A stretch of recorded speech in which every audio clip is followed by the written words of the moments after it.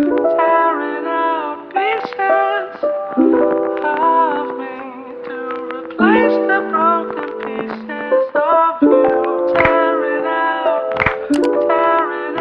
Hello, wealthy family, and welcome to today's Mindset Monday. Oh, mosquitoes. Okay, so it is a hot one, y'all. So I was all ready to talk about a different topic today, and I sat down to gather my thoughts, and something else just washed over me. Was like, nope, talk about this. And then the crickets came in. They started again. The crickets came in and kind of confirmed it. So they stopped, and I was like, okay, I'm going to go ahead and record. But they started up just to co-sign that. That's so beautiful. So today we are going to talk about how to find comfort after the loss of a loved one. If you are easily triggered about the subject, you may not want to watch this video. It may not be good timing for you, but I always believe that if you're drawn to something, the timing is right. There is no coincidence. So just bear with me, take the information that's for you, and the rest be sure to leave it. Okay? All right. So when I was young, I started experiencing loss in my life when I was very young. A lot of the people that I loved and hung out with were elders, old souls, and even the experience of some children when I was young. I was raised as a Jehovah's Witness, and we were always taught that, there is no hellfire, that hell was actually mankind's common grave, which resonated with me because I knew that hell couldn't be hot, right? Because the Greek god of, hell and Hades was always blue and always blew frost out his mouth. That's cold, right? When you pass away, you're cold. So we were always taught that, a person just, when they passed, they were in their grave. That was it. They weren't in eternal damnation. And if they were part of the 144,000, they would be resurrected to heaven to reign with Jesus Christ for Armageddon, yada, yada. But we are also told that when Armageddon came, then those who passed would be resurrected, right, for a time period if they were righteous. If they weren't righteous, they wouldn't be resurrected. If they didn't have a chance to prove that they were righteous, because they may not have heard about Jehovah, right, because only Jehovah is righteous. So if they never heard about him or didn't have time to prove or they were young, then they would be resurrected so that they could be taught about the principles of Jehovah and the love for him. And if they accepted him, they would stay resurrected. If they rejected it, then they would be killed again. I don't know who would reject something or reject someone that resurrected them from the dead as being a true person, but I found it pretty harsh to kill them all over again, right? But anyway, I always knew that I could talk to spirit and summon spirit. So that, never really sat right with me. But because I didn't have anyone I could sound that off of, because we were raised as a Jehovah's Witness, I just kind of kept it to myself. So I remember when I was younger, I don't remember how old I was. I was maybe 8, 9, 10, somewhere around there. And there was this family that we were really close to. And one day we had just went to their house. My sister was friends with their older daughters, and then they had younger siblings. But wherever my sister went, I had to go, right? So we went and we were hanging out over there. Then we were getting ready to leave, and the mom was, saying bye to us. She was going to walk us out, and their little son came up. He had to be 4 or 5 or so, and was, asking for a piece of chocolate. And the mom was like, no, you don't need no chocolate.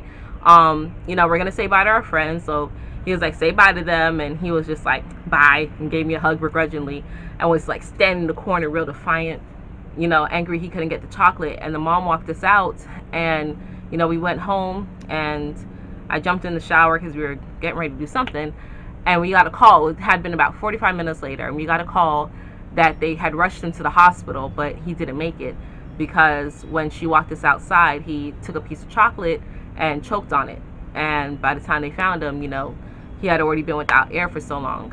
So, that right then and there rocked me to my core. And I was like, wow, that doesn't make sense. Why would Jehovah do that to him? Like, mad just because that's how you punish when you're disobedient? Because at the time I would be disobedient. I would lie. I would have all these things. But again, I couldn't really sound it off. And I just remember thinking it was just so horrible. And is he now going to be resurrected just to be killed again? Like, that didn't make sense to me. So as I began to get older and to research and really dive into the spirit realm and realizing that I always found comfort whenever I spoke to spirit. You know, my grandmother passed about 6 years ago, and she was a Jehovah's Witness as well, but I could always talk to her spirit, you know, maybe smell something of hers and find solace, have a memory of her and find comfort in that, right? No one can ever take away my memories. No one can ever take away your mind. The only way that your mind can be controlled is if you decide to give it away. So I would keep things to myself, but experience it for myself and feel a lot better. You know, not thinking that they're going to be resurrected just to be killed again if they're not righteous or not, but knowing that their body, their avatar, is just temporary.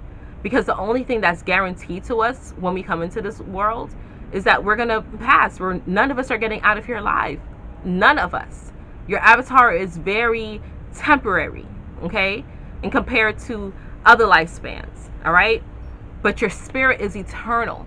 And when I started realizing that, you know, we have contracts, we have agreements that we made when we came here to experience a certain type of life to allow our soul to evolve, I realized that when we pass, our purpose, right, or our time rather, to fulfill our purpose is up. That's all it is. You have a short amount of time to fulfill certain things, to learn certain things, to experience certain things, and then your time is up. And although some people may be like, oh, it's too soon, in the spirit realm, time moves different, completely different. So how we experience things here is not how it's seen in the spirit realm. But knowing that your spirit is eternal, is infinite, and you're just a portion, a spark of that, living this experience on this timeline, and you can connect to anyone at any time just by calling and invoking their energy, because energy is omnipresent, always. Energy can be in many different places at many different times. And when I realized that people were coming back here, or energies are coming back here, incarnating over and over and over and over and over, similar to the story of you'll be resurrected, right, that the Jehovah's Witnesses teach, you'll be resurrected, because what they said is you won't have the same body, but people will know you by your energy and your spirit. That really sparked something in me. So I was like, man, there's some people that I'm very familiar with. There's some people I can look at and I'm like, you are familiar.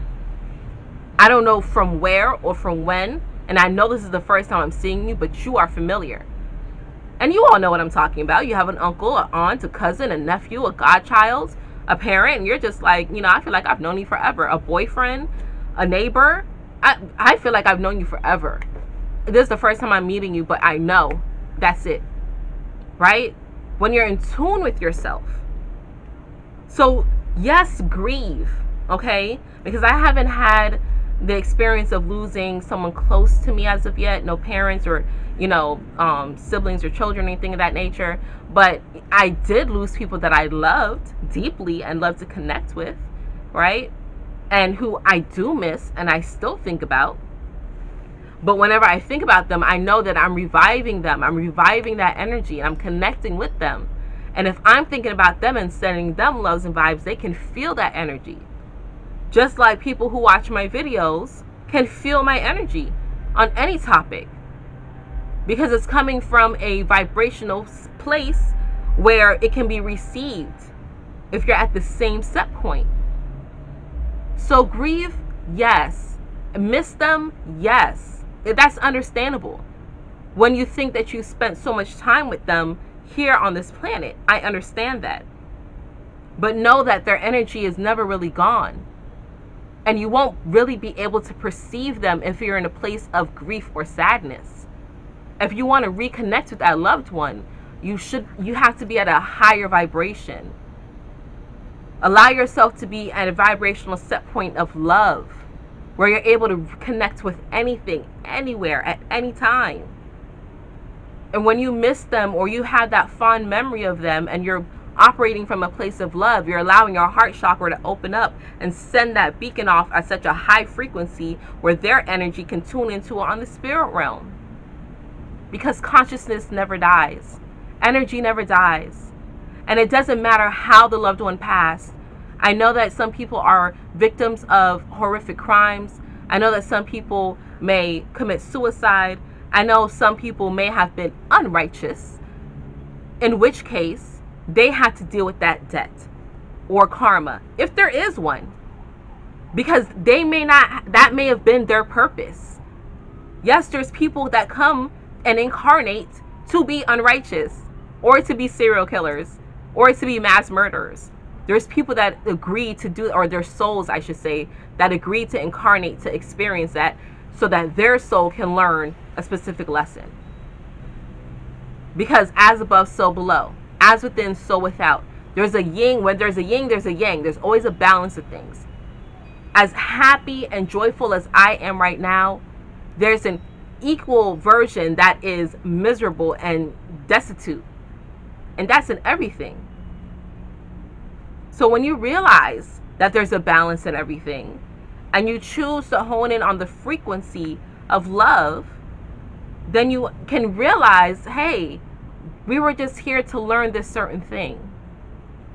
And it takes time to get there. It takes practice to get there. You know, it may be easier for some than others, but know that energy never passes. And whenever you have a memory of that person, or you think of that person, know that they are reciprocating that energy right back to you. And if you really want to perceive it, if you want to smell their scent or see their face or have them visit you in your dreams, that intention just has to be made from a set point of love, a higher frequency. Remember where we have to tune into. And there's the cosign.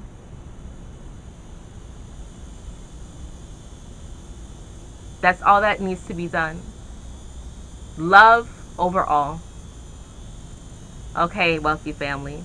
From the roosters and the crickets, the ancestors and the spirits, from us to you, I'm giving you all my love for anyone that has ever experienced painful loss. But know that you're not alone. Know that there is light at the end of the tunnel.